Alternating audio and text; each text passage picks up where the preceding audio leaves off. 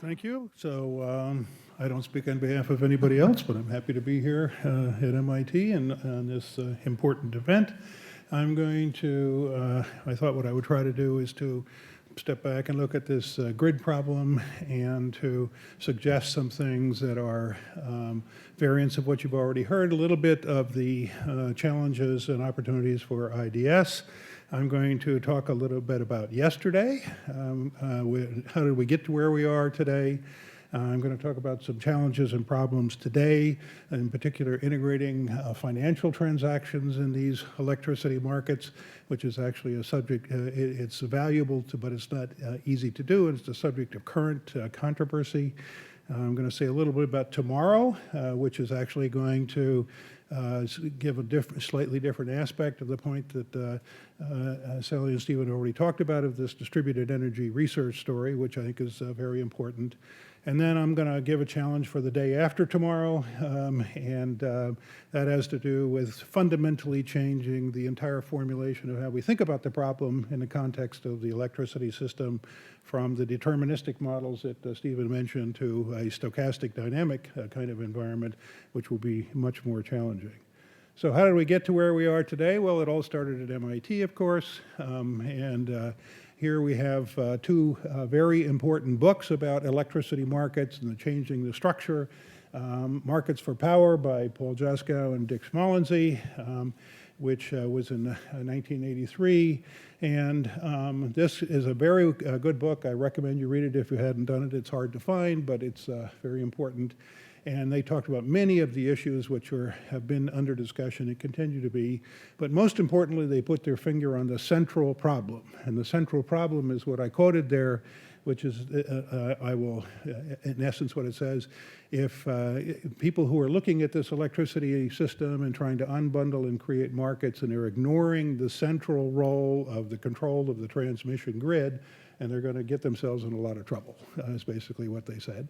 And that turned out to be correct, and they highlighted this problem. They didn't have a solution for the problem, but they did point to the right question, which is, of course, always the most important first step.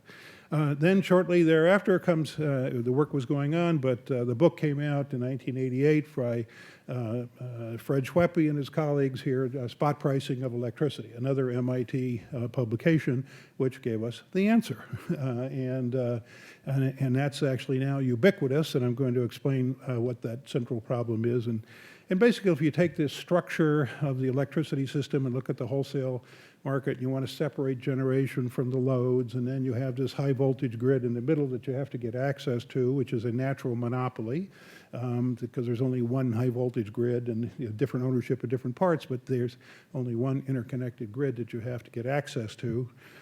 What was not recognized until quite on in the discussion about restructuring was that there's another natural monopoly in that system, which is the ellipse that I put across, which goes across all different kind of ownerships of the grid, and that's the short-run control of system operations for all the reasons that Stephen has talked about. So you have to balance immediately, and you have a complicated problem about the way the power flows through the system, and everything, if you're not an electrical engineer, your intuition about this problem is just terrible. So you have to understand how important that central observation was.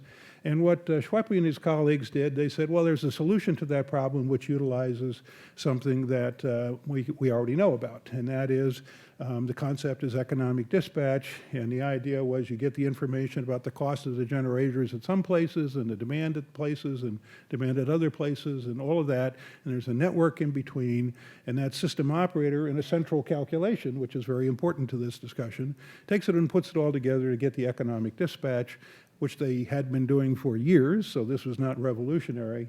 But the revolutionary idea was to take the prices that come out of that central dispatch and use those for actual settlements in the market where people can buy and sell power or do transmission between locations. That was the breakthrough idea. It took a long time to get it fully embraced, but it is now embraced in all of the major organized markets in the United States. And I won't ask you to read this, but I'll just tell you what it says. This is a version of the optimization problem that Stephen talked about. And he mentioned in passing something I want to say, which is actually very important to emphasize. This is a deterministic problem, so we don't deal with the stochastic nature of the problem. And the way we deal with the stochastic nature of the problem is taking the most conservative solution we can think of. So we ask ourselves, we have a grid and we have all these constraints on sending power here and there, and we want to satisfy all of those constraints. But we're also worried that one of the transmission lines might fall down, and then we'll have a different grid, and now we have different flow of powers, and we have to satisfy all of those constraints. And there might be another one and another. This is called N-1 contingency analysis. If you have a grid with 10,000 locations and thousands of lines and thousands of contingencies, then in principle, the scale of this optimization problem gets to be millions of variables and millions of constraints, and it's enormous.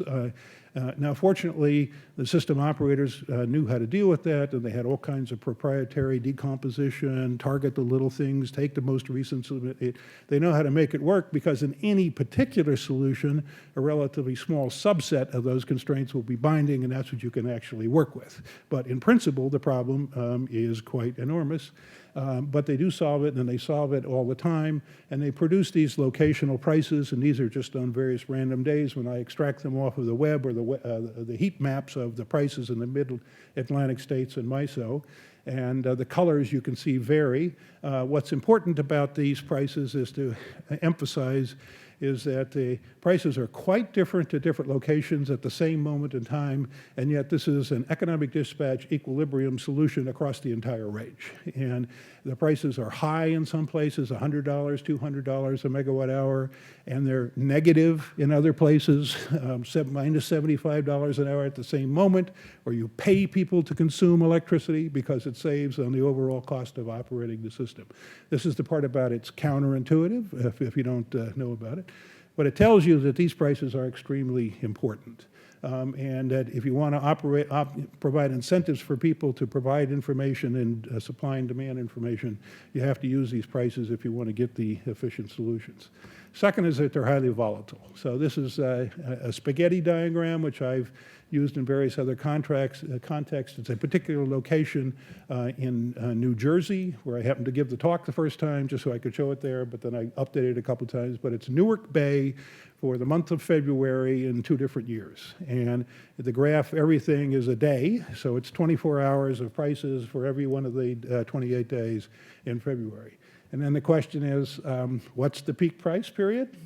Well, I don't know. Sometimes it's positive, sometimes it's negative. It bounces all over the place. So if you're actually trying to control the system and you want to have the incentives and you want to communicate, you have to use these prices, and they are really volatile. It's not something you can just sort of rule of thumb and we'll do all right. The rule of thumb and the lights go out, so you have to pay attention. Okay. Secondly is you can look at the variation of these over time between what are now day-ahead markets and real-time markets. And this is a graph which just happens to be for the year 2013 in PJM, where I took all of the locations and then plotted the histogram of the frequency of what percentage of the variation in the real-time price is captured by the variation in the day-ahead price in this day-ahead market. And that's the blue area there, and the answer is 20%. Okay, so you only pick up about a fifth of the total variation if you're looking just a day ahead. You have to get down into real time to actually deal with this in a serious way. We've developed these markets. We have day-ahead markets. We have real-time markets. The day-ahead markets are important and interesting, and get me to the first challenge or opportunity, because in the day-ahead markets, everything is really just a financial contract relative to what's going to happen in real time. Nothing, to a first approximation, nothing important physical happens in the day ahead. The power doesn't actually flow. So that means that you can allow people to participate in the day-ahead market who don't own generation and don't have load. They're known as financial traders in this process and virtual bidders, and they provide liquidity and they do all kinds of wonderful things to help manage the risks you heard about this morning that come up in these kinds of markets, somewhat like financial markets. Unfortunately, it turns out when the financial markets come in, financial bidders, they can offer many more bids than just because there are more of them in principle than there are generators. You get this expansion. And they can make many, many more of the constraints actually binding as opposed to what's going to happen in the actual physical system. So what we have confronted is a computational problem, which is now, this is getting to be too hard for the system operators to actually solve in a reasonable amount of time in the day ahead. So this is happening today. They're constraining, you can only put in 5,000 bits, and you can only do it here and there, and you can't do that type, and so forth. So there's all kinds of things like that. And in New York, the constraint is we won't have the software ready for 3 years. So you can't do it at all. And so this is a computational challenge. I don't know how far we can go, but it's there today. Then we have, and this just goes through the story of explaining why that's happened. Then we have this distributed energy resource story that Sally and Stephen have talked about, which I'm not going to say too much more about, except the quotes here are from New York, which is from the regulatory ruling of the New York Public Service Commission, in which they say, we want to take advantage of all these distributed energy resources, prices to devices, and have transactive energy, which somehow the households are dealing with each other, and they're trading against each other in this kind of environment. And that's going to require these prices that we've heard about and talked about, distributed out there. But now when you do the multiplication, you get millions and millions of things that are being adjusted in principle in 5-minute intervals, which is the way we're actually running the high voltage system right now. And that can't be done through a centralized system with the technology we have today. So we're going to have something like this distributed story in which you're going to have shown in the picture here, the gray area is the high voltage grid, and then you have spinning off of that many, many, many of these distribution networks, and you have to deal with real power prices and reactive power prices, which we're not doing in the wholesale. So this is a big, challenging, decentralized, computational problem in order to implement markets to do what the regulators are writing. It's easy to write the rule. We're going to have transactive energy by 2018, okay? And then you go, what are you talking about? So how are we going to do this? But it is an enormous challenge, but it is one that's right there before us. And then finally, the day after tomorrow, this stochastic problem, a very natural way to approach this problem of economic provision in these marketplaces, and the way that most people who don't know much about it think we must be doing it, is to assume it's a stochastic optimization, and we do the expected value calculation of what's going to happen and all this kind of thing. Well, that's not true. So that's not what we're doing, but we might. And that would be really nice. And there's a lot of work which is going on about having multiple scenarios, and day ahead we do the probability distribution, and we know what the probability distribution is, and we calculate that problem. And that turns out to produce a completely different kind of formulation of the model, and so that's going to produce a big data challenge just to collect the information, to do the forecasting of what the probability distributions are under changing conditions, and to optimize that problem in some way, and then to have much better control technology that can respond very, very rapidly in order to make sure that the lights don't go out, so that we can get rid of this N-1 contingency constraint and expand the feasible set of the kinds of things that we're actually taking available. And all of the things I just described are going to be the easy part. The hard part is going to be the sociological one of persuading the people who control the power system that this will actually work. And that, I'm quite confident, is not going to happen in my professional lifetime, so I'm not spending any time on this problem. But you can. And MIT is right at the forefront of various kinds of studies, including the one on the future of the utility that many of you here are involved in, and I just cited some of the ones that have been in the past. MIT has been very prominent in this conversation, from markets for power and spot pricing to the future of the utility, so keep it up. Thanks.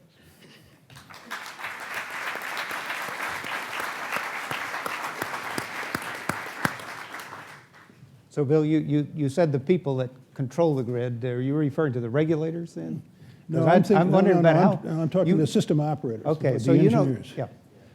So there are also the regulators, right? The people who write the. No, there's rules. lawyers that are regulators. Yeah, exactly. to sit over them, What- and then the people who actually control the physical grid are the ones that I'm talking about. This is This would be a cultural change, shall we say.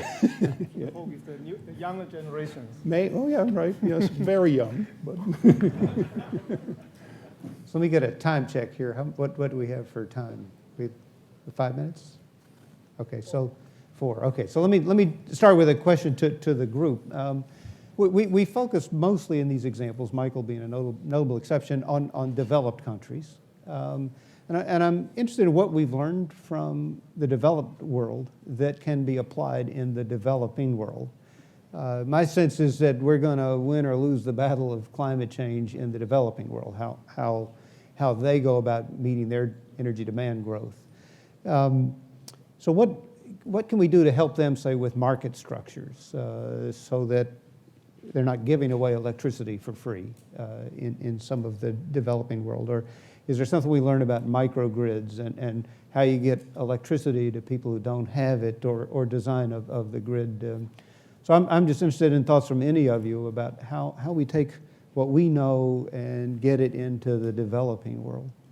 Michael, you want to start? Yeah, I think the chief challenge in developing countries with respect to energy or electricity in particular is there's an incredibly insidious idea, which actually sounds like a wonderful idea on its face, which is that energy should be a right. Everyone should have access to energy. It's almost impossible to disagree with that. It's like up there with "Do you love your mother?" But the problem with it is that no one is really capable of supplying a right because no one is paying for that right.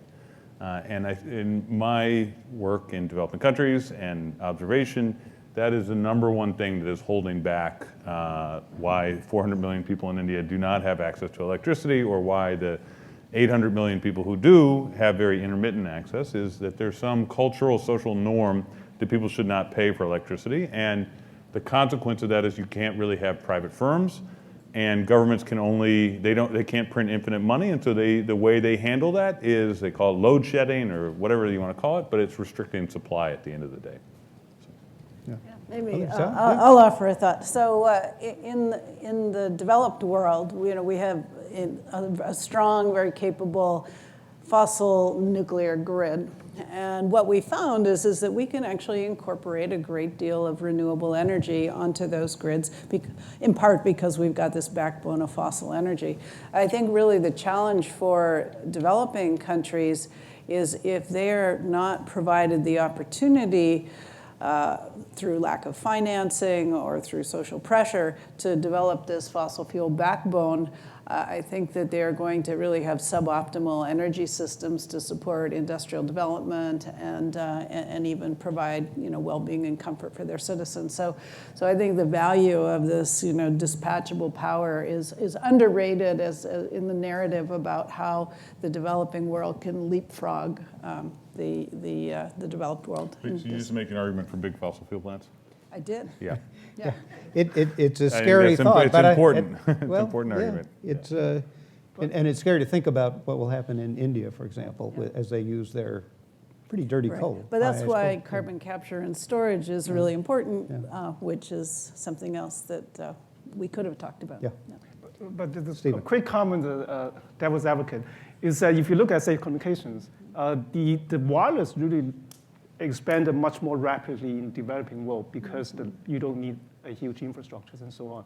So the question is that will the same thing or similar thing happen in power? And I think it is possible. It's already happening on a small scale in terms of renewable solars with batteries and so on. I think it can happen at a bigger scale. And one might argue that the fact that there's no infrastructure or very little infrastructure, both the engineering infrastructure but also regulatory market infrastructure, is a silver lining in terms of It's true. So we've actually put microgrids in 2 small villages in India, and because there's been no electricity access there previously, there's no load.